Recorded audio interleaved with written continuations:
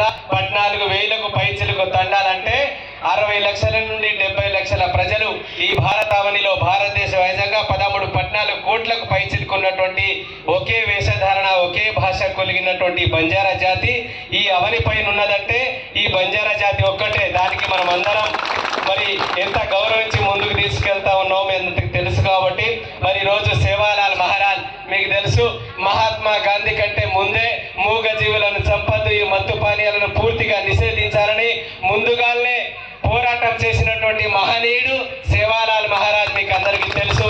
దానితో పాటు సాక్షాత్ వెంకటేశ్వర స్వామి మన వెంకన్న పేరు ఆ భగవంతుని పేరే పెట్టుకున్నాడంటే సాక్షాత్ వెంకటేశ్వర స్వామి పేరును నామకరణం బాలాజీ అని మొదటిగా లిఖించబడి అంటే పేరు భగవంతుని పేరే పెట్టినటువంటి మహనీయుడు హాథీరామ్ బాలాజీ మీ బంజారా జాతి బిడ్డ.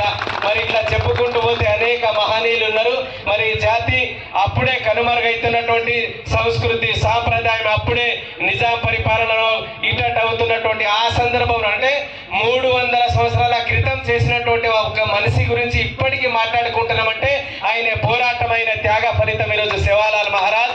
మరి మన మహనీయులు మాట్లాడతారు ఇక్కడ ఉన్నటువంటి వాళ్ళు. దాని తర్వాత నేను సేవాలాల్ మహారాజ్ అంటే ఏంటి, ఆయన జీవిత చరిత్ర ఏంటి, మనం ఎక్కడి నుంచి వచ్చినాం ఏందనేది మన భాషల్లో మీకు అందరికి క్లుప్తంగా వివరిస్తా. కాబట్టి అవతార పురుషుడమ్మ బంజారుల దైవమమ్మ, అవతార పురుషుడమ్మ బంజారుల దైవమమ్మ, మహిమ గల్ల దేవుడు శ్రీ సేవాలాల్ మహారాజమా, ఆ పౌరదేవి ఊరిలో కొలువు తీరినాడమ్మ, కరుణతోటి వేడిన కాపాడును.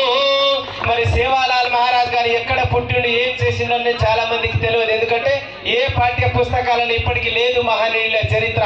అనంతపురు జిల్లా గుత్తి కొల్ల దొడ్డిలో, అనంతపురు జిల్లా గుత్తి కొల్ల దొడ్డిలో రామ్జీ నాయకు తండాల్లో జన్మించెను, భీమనాయకు ధర్మిని అని పుణ్యమూర్తుల కలల పంట బ్రహ్మచారి సేవలాలమా, ఆ జగదాంబాతనే గురు మార్గదర్శిగా ఆవుల మేపుతూ దేశమంతా తిరిగెను.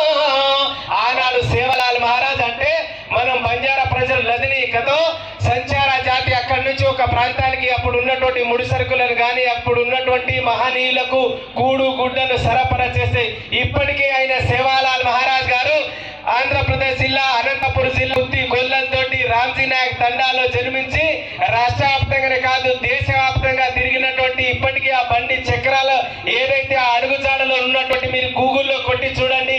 ఈ అవనికి దారి చూపినటువంటి ఏ జాతి అంటే ఈ బంజారా జాతి. అప్పుడు ఉన్నటువంటి ఆ బండి మార్గాలు అంటే ఎడ్ల బండి మార్గాలే ఇప్పుడు నేషనల్ హైవే కాశ్మీర్ నుండి కన్యాకుమారి వరకు పడుతున్నటువంటి నేషనల్ హైవే కానీ రైల్వే ట్రాక్లు కానీ ఇటువంటి చరిత్రను మీరు తెలుసుకోవాల్సిన బాధ్యత మీ పైన ఉన్నది.